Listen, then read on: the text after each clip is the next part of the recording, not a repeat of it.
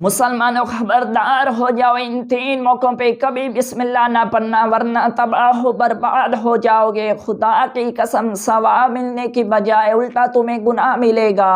اور اس ویڈیو کو شیئر ضرور کرنا ہے، آپ ایک شیئر کرنے سے کوئی ایک مسلمان بھی ان تین کاموں سے بچ گیا تو اس کا ثواب آپ کو اور مجھے پوری زندگی ملتا رہے گا۔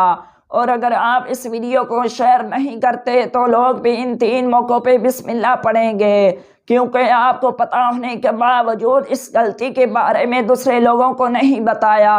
پہلے نمبر پر ہے کسی کا حق مارتے وقت کبھی بسم اللہ نہ پڑھنا، کیونکہ بسم اللہ کا مطلب ہے اللہ کے نام سے شروع کرتا ہوں، اور اللہ کا نام لے کر کبھی کسی کا حق مت مارنا۔